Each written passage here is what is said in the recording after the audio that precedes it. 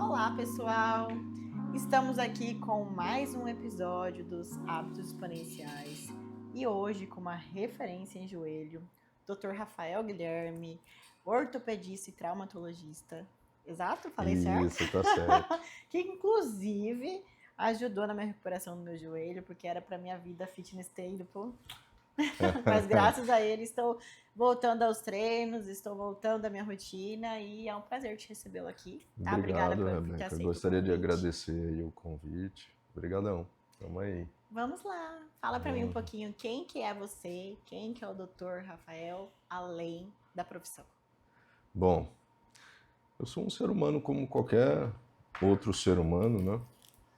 Eu tenho 44 anos, né? Sou médico, ortopedista, especialista em joelho. Tenho 44 anos, né? Sou aqui de Cuiabá. Na verdade, me considero cuiabano, né? Mas nasci em Fortaleza. Fortaleza? Nasci em Fortaleza. Não tem nem sotaque. Meu sotaque é cuiabano já, né? Então me considero cuiabano. Fui lá nascer, meus pais são de lá, e nasci lá e Você fui foi só criado aqui. nascer lá. Só fui nascer lá.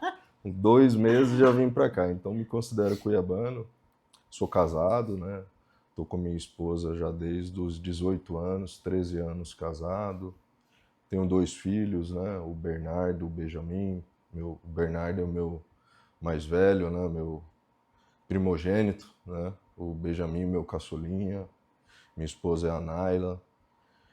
Bom, católico, gosto de esporte, gosto da minha profissão, gosto de pessoas, né? Me considero uma pessoa humilde, mas ao mesmo tempo sou bem tímido, né? Quebrando os parafusos. Sou bastante tímido, então, assim, às vezes eu fico meio trancado, fechado, mas é mais por timidez, né?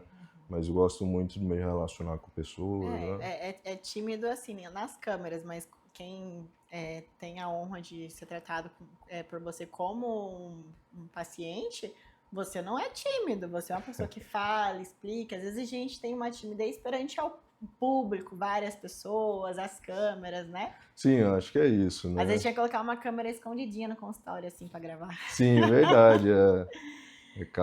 Acaba lá no meu espaço, eu fico mais solto, Mais né? seguro, Mais né? seguro, né? E, Rafael, se a gente fosse falar de um hábito hoje que define você como pessoa, qual hábito seria? Não profissão, pessoa, Rafael. Uma, uma pessoa temente a Deus e que tem muita fé, Então seria um hábito, seria hábito da fé. da fé. E se a gente fosse falar de um hábito que você tinha 10 anos atrás, que era um hábito totalmente regressor na sua vida, que hoje você não tem mais, que você conseguiu tirar ele da sua rotina, qual hábito seria? Que te prejudicava muito mesmo. Ao longo de 10 anos, né? Quando a gente é mais novo, a gente comete muitos erros, né? Acho que Tá pela, velho, né? pela Todo mundo. idade, né? Então, assim, eu era uma pessoa muito explosiva, né? E eu fui aprendendo com as pancadas da vida, né? Então, acho que hoje eu sou um cara mais calmo, pelo menos procuro ser, né? E isso eu acho que me atrapalhava bastante, né? O meu jeito de ser, né? Aquele cara mais explosivo, né? Que não gostava muito de discussões, já explodia, já, né? Eu acho Geração que e reação. sim, já era meio ação e reação, já estava pronto, né? Sempre pronto. Acho que isso me atrapalhava bastante, me atrapalhou muito, né?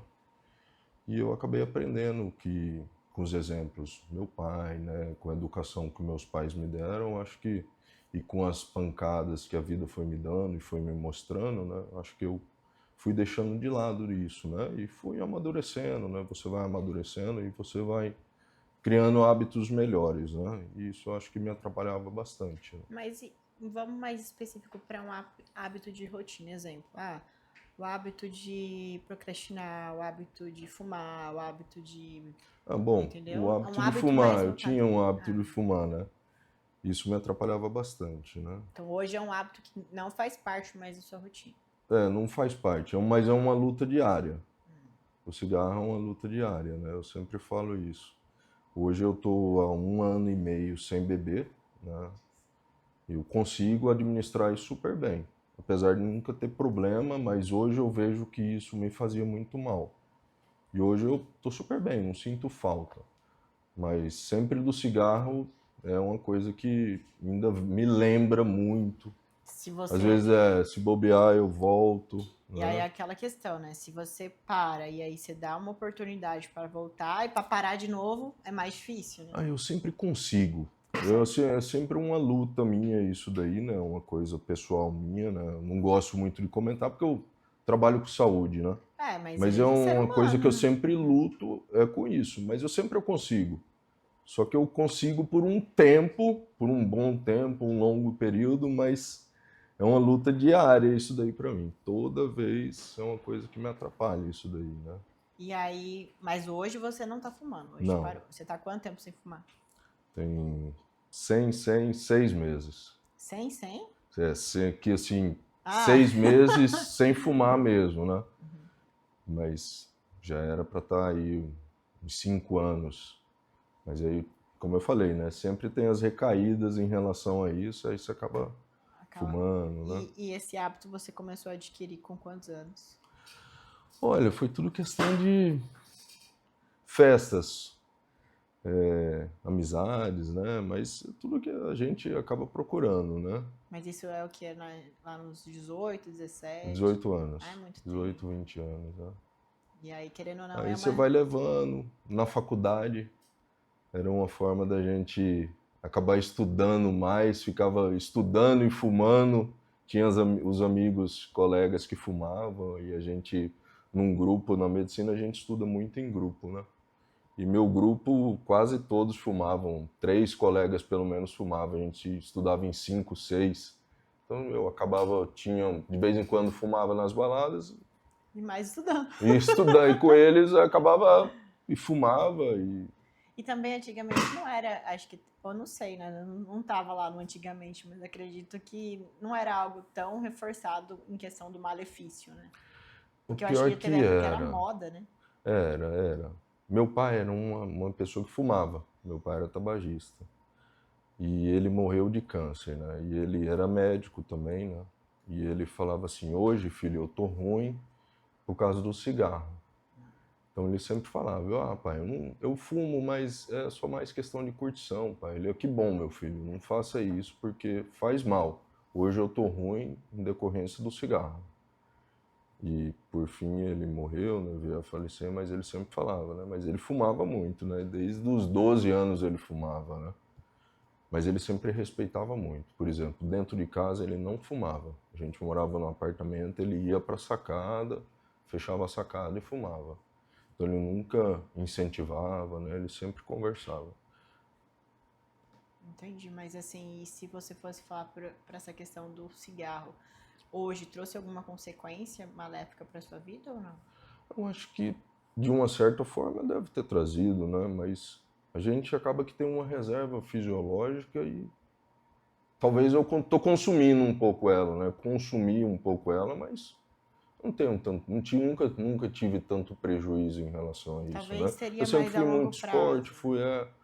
talvez uma hora essa conta vai chegar, né?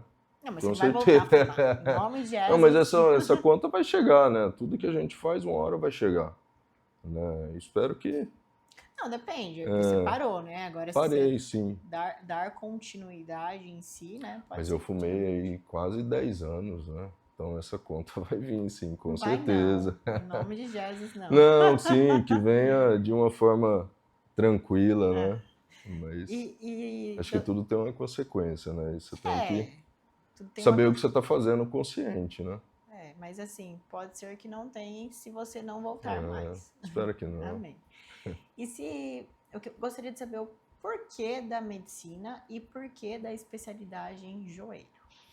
Bom, eu, na Especialização. verdade, eu meu pai era médico, né? Eu tenho 5 tios que são médicos, da parte do meu pai.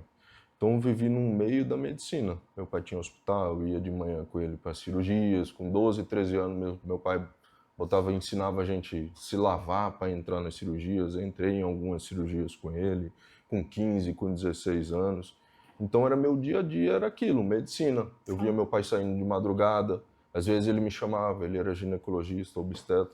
Filho, tem que ir, vamos lá com o pai? Eu ia de madrugada com ele fazer os atendimentos, né? Ficava na recepção do hospital, mas ia acompanhá-lo, né?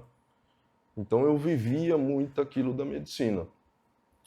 Só que por um outro lado, eu era um rapaz meio rebelde, não gostava muito de estudar.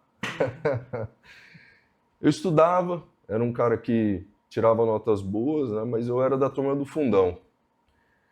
E quando cheguei no terceiro ano, vou fazer medicina. Aí eu não passei.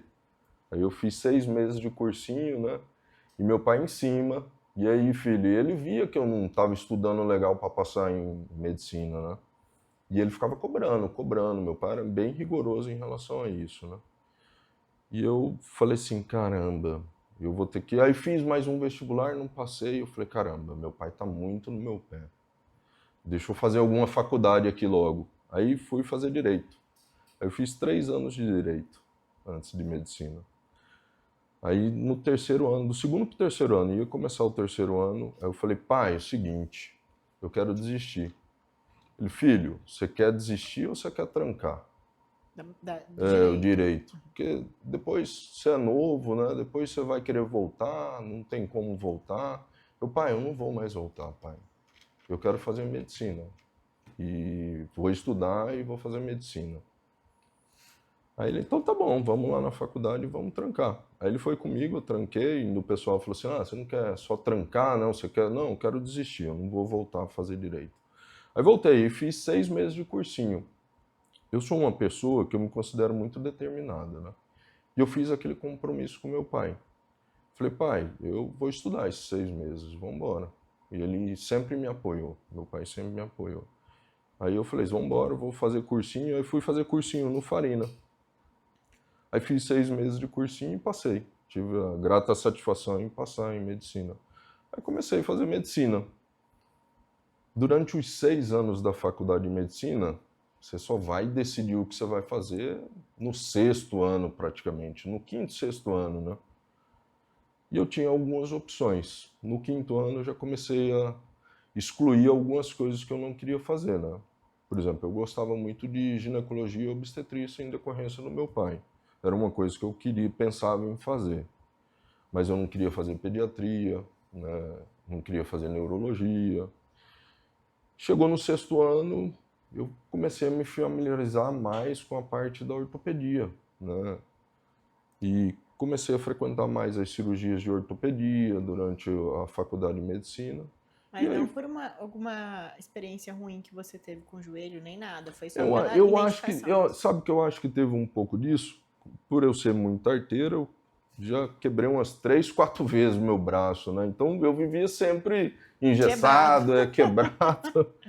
Então assim, eu acho que tem um pouco disso. Outro dia eu estava até pensando nisso, né? Eu acho que tem um pouco disso, sim. E aí no 6º ano acabei, o que eu vou fazer? Aí eu falei, vou fazer ortopedia. Aí eu fui para São Paulo, né? Terminei a faculdade aqui, fui para São Paulo, fiquei 1 ano lá trabalhando como clínico geral e pensando o que ia fazer e fazendo uns cursinhos preparatórios para as residências, né? A residência, as provas de residência sempre ao fim do ano. Eu terminei minha faculdade em janeiro.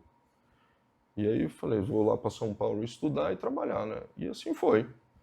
Até que eu passei na residência, aí eu voltei para Cuiabá, fiz minha residência em ortopedia aqui. E o chefe da ortopedia aqui, ele é especialista em joelho. E como eu acabei tendo uma amizade com ele, né, um vínculo maior com ele, então eu sempre estava em todas as cirurgias dele, ele me chamava, né? E eu comecei a me familiarizar mais com a parte de joelho. Aí eu falei assim, eu vou fazer joelho, estou gostando de joelho, vou fazer joelho. Mas eu também pensei em fazer quadril e ombro. Mas Eu tudo pra fiquei, parte de ortopedia. tudo na área da ortopedia, na subespecialidade, né? Aí no terceiro ano da minha residência de ortopedia, eu fui fazer um estágio lá em Ribeirão Preto. Eu fiquei 3 meses lá, né? Fazendo um estágio que tinha lá. E eu gostei muito. Conheci grandes pessoas da área da ortopedia, né? Eu falei, eu vou voltar para cá. Aí terminei os 3 anos da ortopedia e prestei a prova de subespecialidade lá. E fiquei por lá 2 anos em Ribeirão Preto. E aí você tá há quanto tempo atuando na área como ortopedista? Como ortopedista, eu me formei em 2013. Então tem 13 anos como ortopedista. Especialista. E como especialista em cirurgia do joelho e trauma de membros inferiores, tem 10 anos. Meu filho tem 10 anos, meu filho mais velho nasceu lá em Ribeirão Preto. Então tem 10 anos como especialista. E assim, a parte de esporte sempre foi presente na sua vida ou foi algo que foi depois da faculdade? Sempre foi presente na minha vida. Eu sempre fiz muito esporte. Eu fazia taekwondo quando era mais novo, né? Sempre fiz muita luta, jogava futebol. Vou até contar uma coisa inusitada que eu não gosto muito de contar, que não é currículo. Mas na quinta série eu acabei perdendo um ano de colégio, porque eu gostava de jogar muito futebol. Então era 3 colegas, 3 amigos do prédio, os 3 reprovaram aquele ano porque só vivia jogando futebol, não estudava. Então sempre fiz muito esporte, gostava de futebol. Com 15, 16 anos, 17 anos, tinha uma academia aqui em Cuiabá. Como eu falei, me considero cuiabano, né? Acho que você é mais nova, não deve se conhecer, mas tinha uma academia aqui em Cuiabá que chamava Powerflex. Era ali próximo do Colégio Coração de Jesus. Lá onde o Cristóvão malhava, Cristóvão que é personal, né? Lá só malhava a galera gigante. Big E a Boys. gente era estilo ele aí. E aí eu falei assim, bom, e tinha uns amigos, né? Dos amigos, vamos malhar lá, pô. Quer ficar grande, vamos ficar lá com os caras. Vamos, aí a gente ia malhar lá. Mas era uma academia bem, assim, uma academia pequena, não tinha ar-condicionado, era ventilador, era as anilhas de ferro. Mas era só os seguranças. Por exemplo, os seguranças do Getúlio, todos malhavam lá. Era só a galera. E a gente ia. Então sempre malhei, fui sempre muito de malhar, fazer o exercício. Hoje eu falo que eu voltei a ter meu peso que eu tinha de 18 anos. É porque você teve algum momento na sua vida Sim, que durante a realmente... residência era muito estudo, tempo, correria, e aí eu fiquei uns 10 anos sem fazer nada. Eu lembro que em 2013 eu ainda terminei a residência de ortopedia muito bem, fazendo exercício. Você ficou 10 anos sedentário. Fiquei 10 anos sedentário, cara. Mas aí sempre naquela luta. Eu iniciava o ano, esse ano eu vou começar certinho, ia janeiro, fevereiro, março, abril, começava. Putz, cara. Aí até que em janeiro de 2025 eu falei assim, não, cara, agora tem que dar um jeito. Janeiro de 2025 foi quando eu passei por você. Foi. Na verdade, eu passei em Você março. depois você passou, Então foi a hora que você estava virando a chavinha para voltar, né? Mas já vinha acontecendo, né? Eu sempre, uns 5 anos, tentando, desde 2020 tentando, eu preciso voltar, mas nunca dava. Até que em janeiro de 25 eu falei assim, não, cara, eu tenho que dar um jeito, né? Eu preciso mudar, senão eu não vou ver meus filhos crescer, né? Obeso, fumando, sem um hábito saudável. E eu trabalho com saúde, né? Eu preciso dar exemplo. Não seja discurso, seja prova. É isso mesmo. Então tem que dar exemplo, né? Eu falei, não, precisa. Eu falei assim, cara, eu vou fazer o que tem que ser feito. E aí foi a virada de chave, janeiro de 25. Dia 11 de janeiro de 2025. Aí nunca mais parou. Aí nunca mais parei. Aí fiz certinho. Aí eu falo para as pessoas, né? O que você fez? Olha, eu fiz o que tinha que fazer. O que era necessário fazer. O que é necessário fazer? É o básico, poxa. Tudo na vida você precisa fazer o básico. Eu me lembro que eu fui numa consulta de um colega e eu falei assim, não, vou, né, tem que ir, fui na consulta do colega. E o colega me passou os remédios, vai emagrecer. Eu estava até disposto a... Um colega, tipo, médico para emagrecimento. De emagrecimento, nutrólogo, né? E eu falei assim, estou disposto, né, pô, vou precisar tomar os remédios, né? Enfim, eu não estou conseguindo, já tem 5 anos tentando e vamos lá, né, vamos lá. Eu saí de lá com as receitas, né? Vou comprar. No meio do caminho eu vim pensando, né, cara? Falei, poxa, será que eu tenho feito o que é necessário antes de começar a tomar esses remédios? Básico, É o né? básico. E realmente eu não estava fazendo, né? E eu comecei a fazer o básico, cara. Desde o que... eu falo hoje, o que foi muito importante para mim? O rezar. O ato de eu rezar me ajudou muito, coisa que eu já não fazia. Eu falei, poxa, eu preciso ter um lado espiritual melhor. Então, o que eu vou começar a fazer? Vou fazer um compromisso com Deus. Ah, foi quando você ficou sem bebê, né? Foi quando eu fiquei sem beber. E eu fiz essa promessa de ficar 6 meses sem beber. E aí eu falei assim, poxa, eu preciso estudar mais sobre Deus, né? Sobre minha religião, para eu focar nisso. Porque é de fato isso que a gente tem que fazer, É né? Deus aí Faz o nesse meio. básico, bem feito, que vai funcionar bem.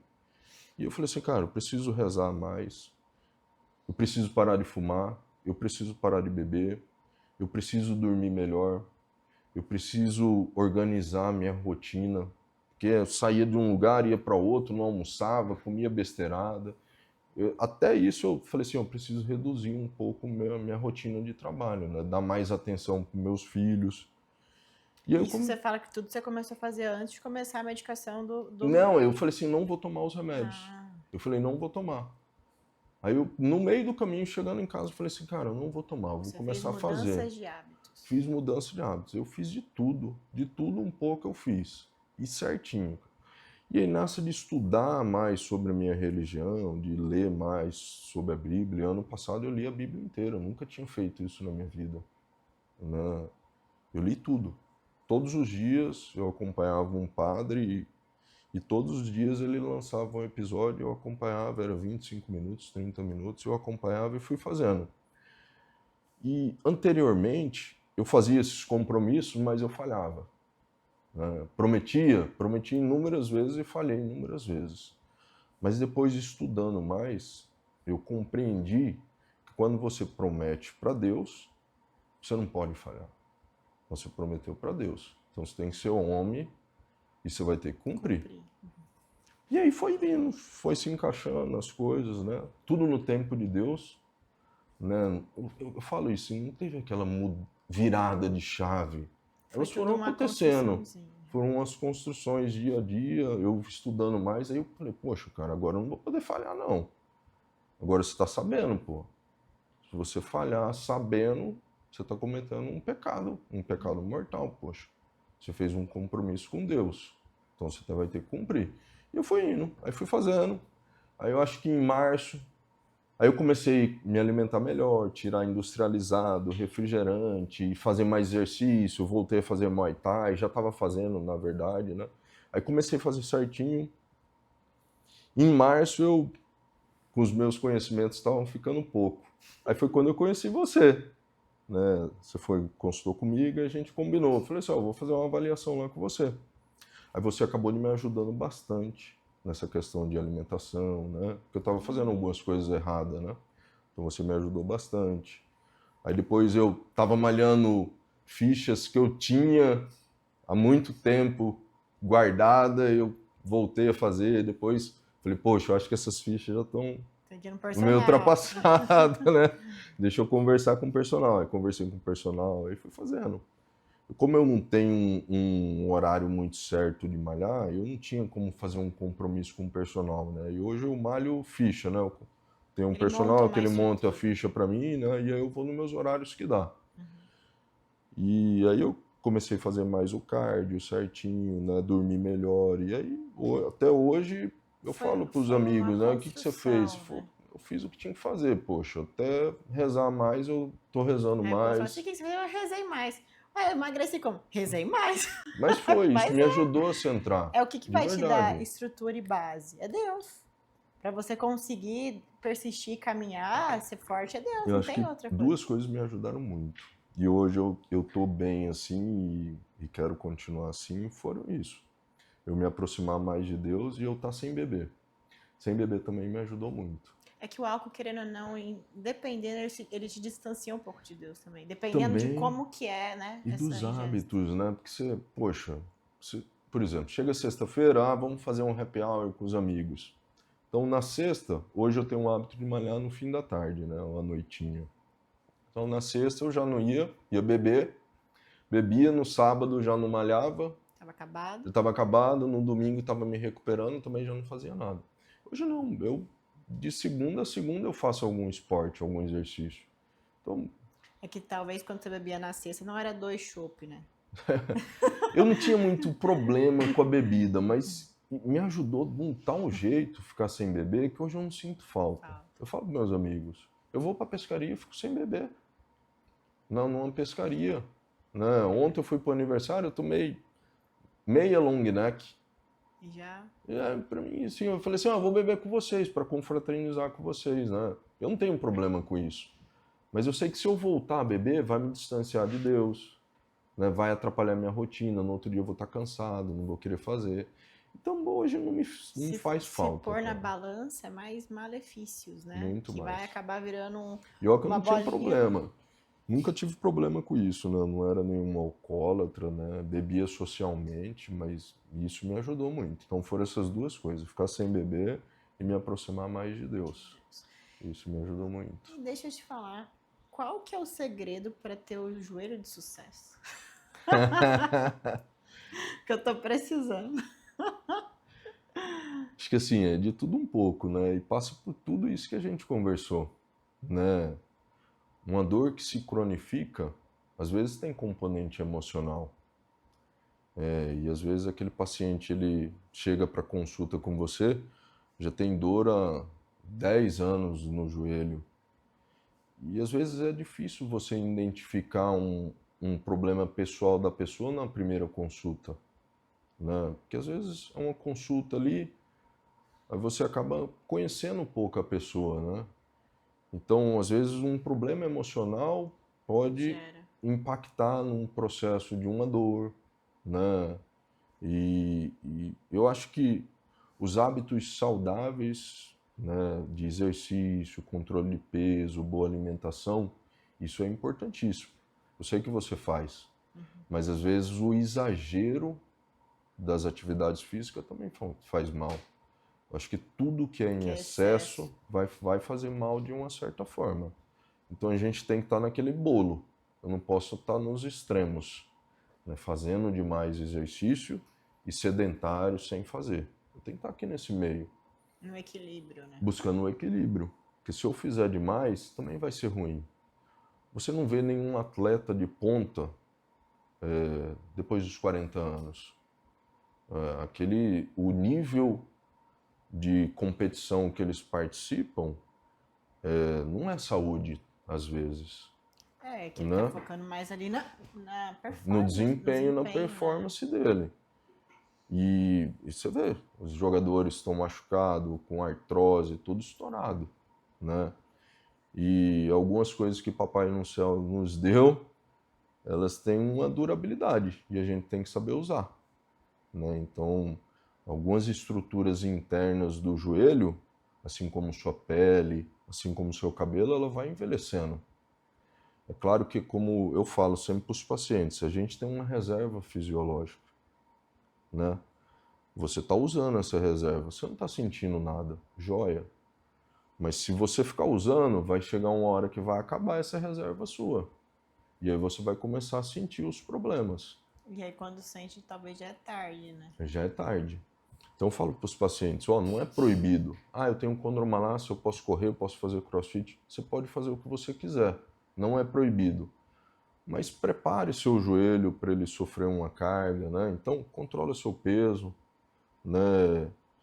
Adquira uma boa musculatura, uma boa resistência. Você precisa preparar seu joelho para fazer o esporte que você quer, mas nada é proibido. Agora, se você exagerar, com certeza vai ser ruim.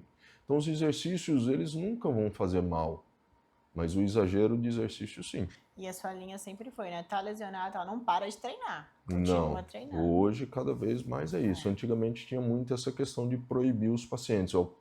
Proíbe, faz. Hoje a gente sabe, os estudos vêm mostrando que não, né? Vamos dar um jeitinho aqui. Tem uma certa restrição? Tem. Mas um pouco de movimento é benéfico, é necessário.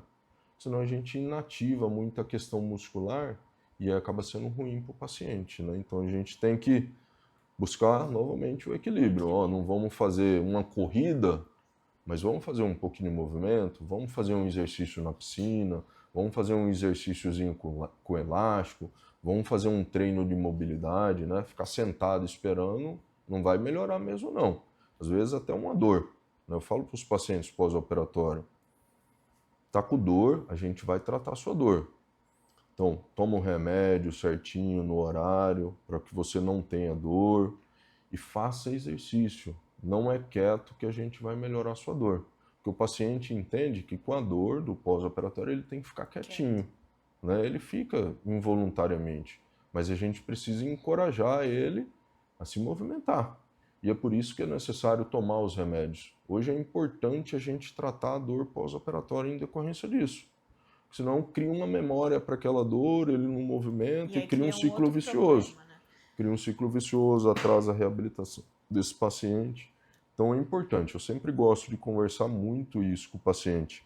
E às vezes o paciente me liga, né? Todos os pacientes que eu opero, eu dou meu celular particular. Eu passo para ele, não tem problema. O paciente me liga e fala, doutor, tô com dor. Tá, mas e aí, você tomou o remédio? Não.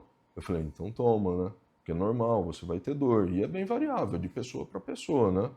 Umas pessoas vão ter mais dor, outras pessoas menos dor, né? Então tem que tomar um remédio. Se não melhorar, você me avisa. Tomou um remédio fraco, vai pro forte. No forte não me resolveu, me avisa. Né? Porque às vezes o paciente fala, a gente gosta de passar sempre uma associação de medicamentos, né? Ó, toma um remédio fraco, se resolver, se não resolver, você pula pro forte. E o paciente já quer ir logo pro forte. Eu falo para ele, não, se precisar, você pode tomar um de cada. Porque os dois juntos, eles vão ter uma ação sinérgica e vai potencializar a ação e vai ter um efeito melhor do que você tomar só o forte. Então, às vezes o paciente não gosta de tomar o fraco, que, por exemplo, é uma Novalgina, um paracetamol. Eles são bons remédios, né? Mas, às vezes, para você pode funcionar de uma forma, a sua dor, e para outra pessoa não. Mas é uma escadinha o tratamento clínico da dor, né? Eu vou pro primeiro degrau, no segundo degrau, eu mantenho o primeiro degrau e vou para o segundo degrau, né? Então a gente tem que fazer essa associação. Hoje em consultório, qual que é o esporte que mais lesiona o joelho que você atende? Bom, a gente costuma brincar que o CrossFit acaba sendo eu brinco, né? Mas de uma certa forma eu não proíbo de jeito nenhum paciente fazer CrossFit, né? Eu acho que Mas se orienta, né? eu oriento, né? Quem sabe seu limite é você, né? Eu tô aqui, eu sempre falo isso para os pacientes, eu tô aqui para te orientar, né? Para te proibir. E eu tô junto com você nessa. Se você quer correr, vamos te preparar para você correr. Vamos fazer de tudo. Se você quer fazer o CrossFit, vamos te preparar. Mas as pessoas, elas têm que ter um pouco de consciência, né? Então, o CrossFit é um bom parceiro para todo ortopedista, porque às vezes a pessoa não tem a consciência daquela atividade ali. E ela começa a fazer, é uma atividade muito intensa. Às vezes a pessoa vai do 0 para o 100 já em poucos dias. Eu achei que fosse futebol.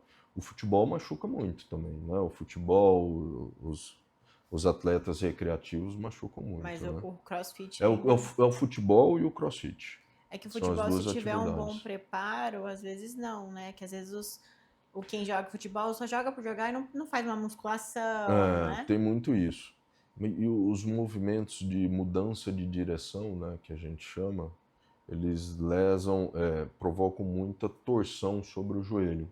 E acaba lesionando o menisco, né, ligamento cruzado, né?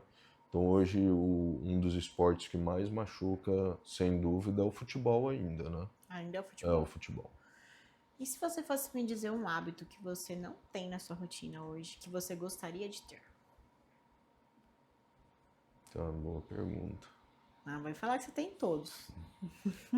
Olha, Rebeca, eu sei que eu preciso sempre evoluir, mas eu estou numa fase tão boa da minha vida. Eu sou uma pessoa que me cobro muito. E falo que eu preciso evoluir mais como ser humano, né? Tá, mas é um hábito. Todos esses hábitos saudáveis que você imaginar aí, Eu tô Uai, fazendo um mas pouco. vamos, ó, o hábito talvez, vou dar exemplos, né, para facilitar. O hábito da leitura, o hábito Eu de tô, fazer tô algum... fazendo. Eu tenho um hábito, sim. Eu preciso dormir mais. Ah, Hábito de dormir e descansar mais. mas isso é por quê? Por questões de plantões ou trabalho? Não, Ou porque, por exemplo, eu vou dormir 10, 11 horas da noite. E todo dia eu me acordo 5 da manhã. Então, ou seja, eu durmo entre 5 e 6 horas. você acha que a sua carga de sono ainda está sendo Pouco, pouca por descanso? pouco. Entendi. Mas E isso às é... vezes eu acho, porque assim, ó, eu tava pensando nisso outro dia. Minha carga de treino tá legal, às vezes eu tenho até que descansar mais em relação a isso, porque eu faço atividade de segunda a segunda, né? É Minha o extremo, alimentação, né, que você falou, né? Então, então, sim, como eu falei no início, eu sou um ser humano como qualquer um outro, e eu preciso me cobrar, né, mesmo. E eu falei assim, poxa, eu acho que talvez eu não esteja descansando bem, não esteja dormindo bem, eu preciso adquirir esse hábito, é um hábito que eu preciso melhorar, dormir mais. dormir melhor. Dormir tipo 9 horas da noite e acordar às 5 da manhã, que é o meu hábito de acordar mesmo, né? E a questão do digital, que eu vi que você, do Neida, começou lá. Então, lá Comecei a podendo fazer, né? então, também é um hábito que talvez a questão de gravar mais, de se expor mais nas redes, também é um hábito que também está em pendência aí, que gostaria, É, né? como eu falei, né? Eu sou bastante tímido em relação a isso, né? Ah, eu Mas vi o vídeo bem tímido, é... tava todo solto. e assim, hoje acaba que muitos profissionais usam a internet, o meio digital, para propagar sua área profissional, né? E eu via que eu estava atrás disso daí. E por um outro lado, eu via que também tinha muito charlatanismo envolvido nisso. E eu ficava me cobrando, né? Poxa, eu preciso fazer isso mais, porque é uma tendência atual, e eu preciso também mostrar uma coisa que é séria, Diferente, né? diferente, né, na medicina, que hoje essa medicina está muito mercantilista, né? Está muito voltado para a Pro venda das marketing, né? coisas, da marketing. Eu não acho isso legal. E isso é uma coisa que acaba me travando, né? Porque eu falo assim, ó, não aceito, não faço isso, né? Eu faço medicina séria, Você né? faz medicina de Eu verdade, né? faço medicina de verdade. Eu falo para os meus pacientes, ó, o que o médico lá de São Paulo vai te oferecer, eu tenho condição de fazer isso. Eu faço vários cursos durante o ano, eu me aprimoro, eu leio, eu estudo, né? Eu estudo. Até hoje eu sento para ler livro de joelho, né?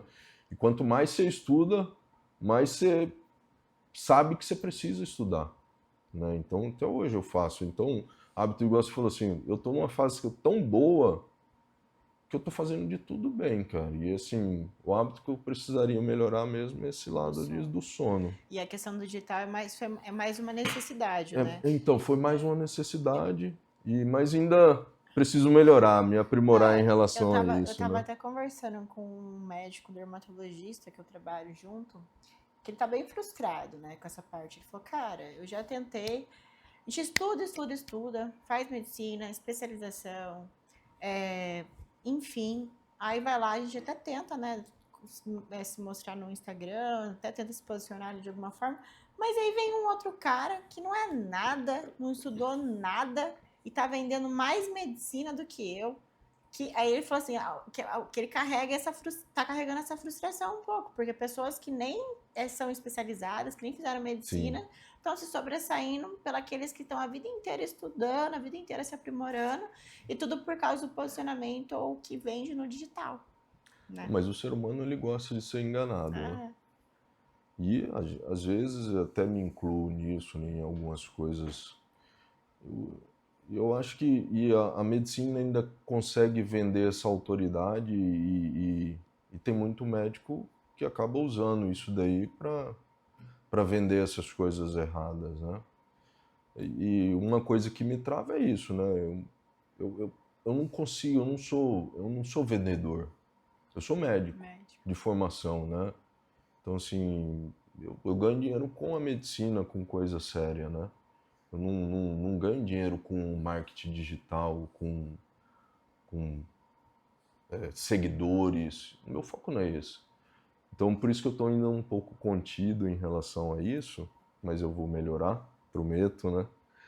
Porque assim, eu quero trazer informação para o meu paciente, né? Eu não quero trazer mentiras, Informação com relevância e embasamento científico, né? baseamento científico, assim, tudo baseado. Eu falo para os pacientes, eu não estou falando o que eu acho, Tô falando que eu eu estou estudei, né? falando o que está lá na literatura, que está nos artigos científicos, não é opinião minha. Você precisa fazer isso daqui.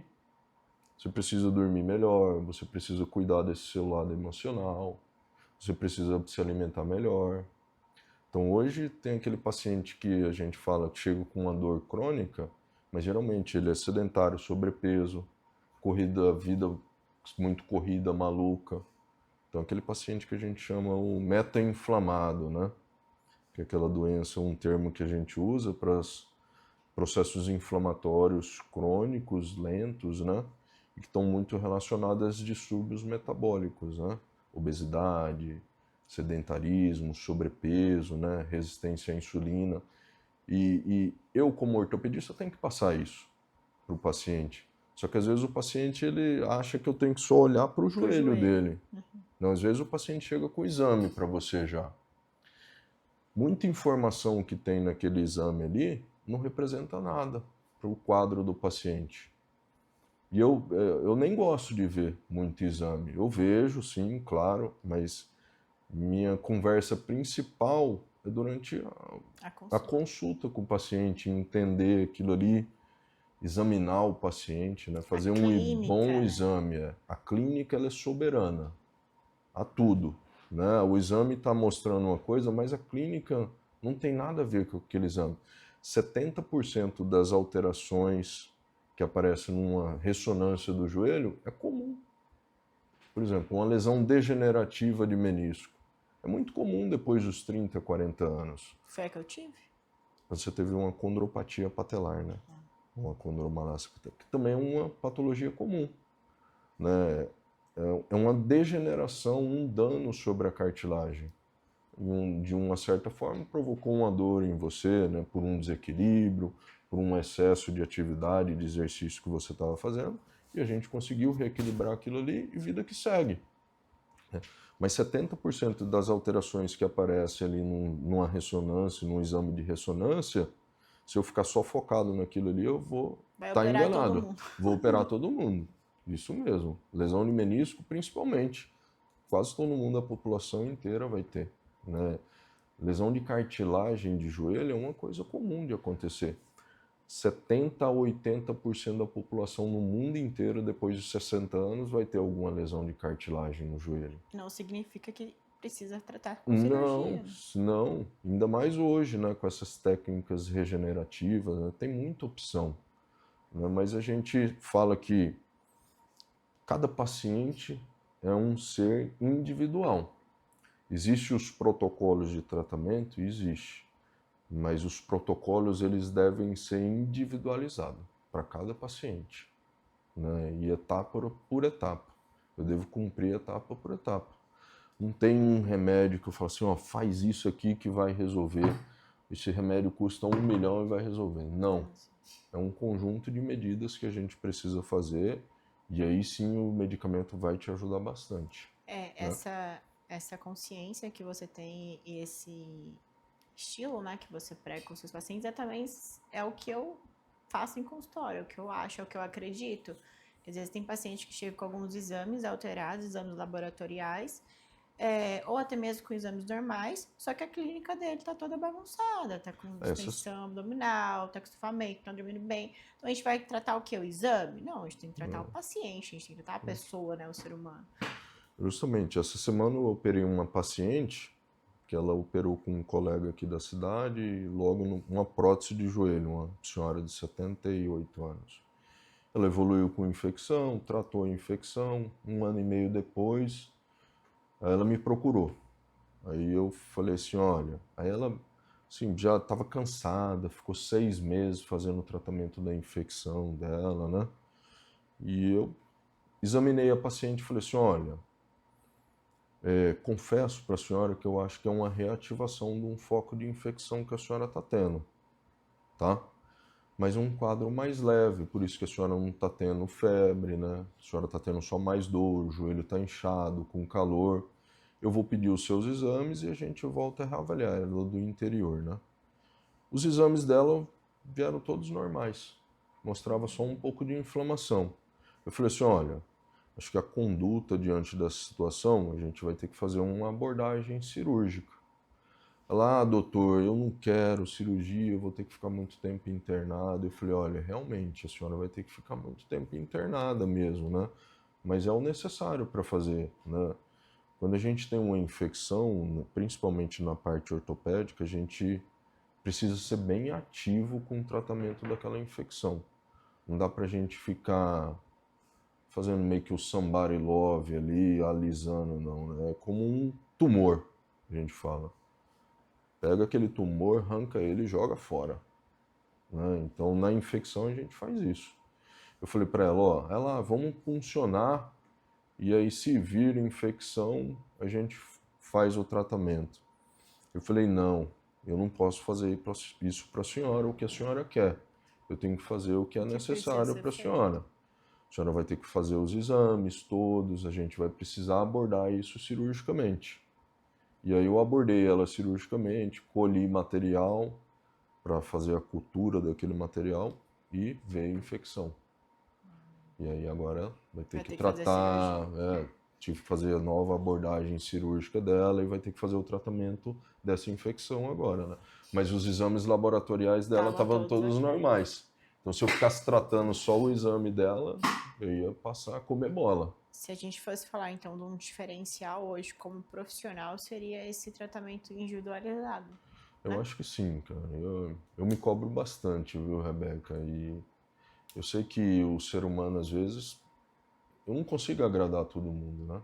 Eu tento agradar, até gostaria de agradar todo mundo, mas eu sei que às vezes a pessoa não gosta da minha pessoa, né? E eu também, às vezes, posso não gostar de um paciente.